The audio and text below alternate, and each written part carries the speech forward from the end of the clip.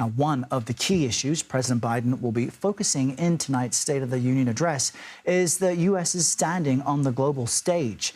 The Biden administration's foreign policy agenda has taken some hits, with Congress failing to pass a new funding package to support Ukraine at a crucial moment. It also faces an uphill battle in the Middle East, where the president is pushing for Israel and Hamas to agree to terms for a hostage release and a ceasefire. Let's bring in Sam Vinograd now. She's a CBS News contributor and a former Assistant Secretary for Counterterrorism, Threat Prevention and Law Enforcement Policy for the U.S. Department of Homeland Security. Sam, great to see you from our D.C. bureau this afternoon. We are hearing now that President Biden is set to announce the construction of a port in Gaza. Why is this so crucial to his foreign policy agenda? Well, this really does underscore that the drafting of the State of the Union really does come down to the midnight hour. We understand that President Biden is set to announce the build of a port in northern Gaza to get more aid to Palestinians.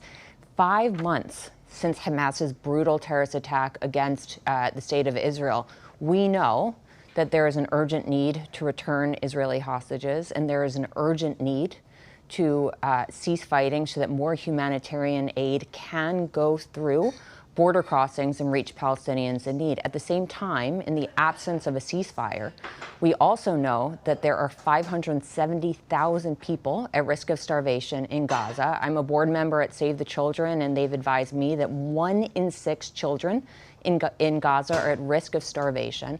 And building a port, which will, I should note, take several weeks, is really indicative of the president and his administration and our allies using every means possible to alleviate humanitarian impacts of Israel's activities in Gaza. Now, we should note, we don't know exactly how this port will be built, who will be responsible for security at the port itself once it is constructed, and who will be responsible ultimately for distributing supplies. We know that there was a horrific tragedy in Gaza just a few days ago when aid trucks when Palestinians came under fire trying to get food at aid trucks. So the details are going to be quite important here. Right, Sam. So there's a little bit of dissonance in what you're saying. On one hand, there's starvation. There's an urgent need for aid. There was a recent aid effort that led to civilians being killed. And on the other hand, while building a port sounds great, those questions of how it will be built and who will be responsible for it are pretty crucial. As someone who's been in the White House and watched these decisions unfold, help us understand how we get to this point where it will be announced, but the details still seem scarce. Well, typically, prior to a president making an announcement like this, let's look back to 2013 when I was in the White House and President Obama announced a further drawdown of U.S. troops in Afghanistan. Prior to an announcement like that or an announcement about building a port in Gaza, those operational plans have been presented to the president so that he isn't boxed in making an announcement at this scale in the middle of a State of the Union without the details being hammered out. So I would assume that there was a National Security Council meeting with the president in which operational plans were presented, the risks were presented, and detailed plans were presented to the president so that he understands how this would work, how it would impact the U.S. military, what kind of funding is needed. I believe a port like this would probably cost about $100 million to build, and so that he had a really good understanding of operationally how this would work and what kind of impact it would have. With 570,000 people at risk of starvation in Gaza, the need for adequate supplies is significant. And if the president has decided to use, let's say, an amphibious warship anchored off the coast of Gaza, that would be one way to get real mass quantities of supplies into the Gaza Strip. I want to ask you about some of the expected or invited guests to the State of the Union. President Biden invited Ukraine's First Lady, also the widow of Alexei Navalny, the Russian dissident.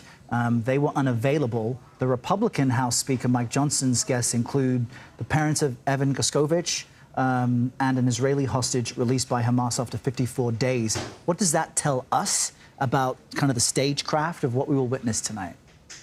Well, I should note that this State of the Union is unique in the sense that the content of the speech is important, but perhaps what's equally, if not more important in the State of the Union is the president's delivery.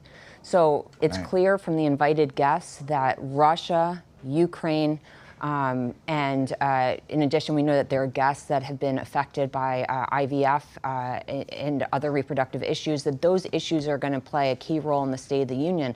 But separate and apart from the actual content, the eyes of the world are going to be on how the president actually delivers this speech.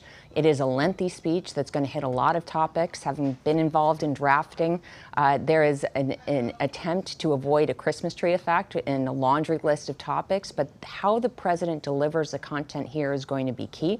We know that the Middle East, Russia and Ukraine, and likely China will factor prominently into his remarks, and the guests really do underscore that. All right, Sam Vinograd, great to chat with you about tonight's State of the Union address and other big topics. We appreciate it. Thanks.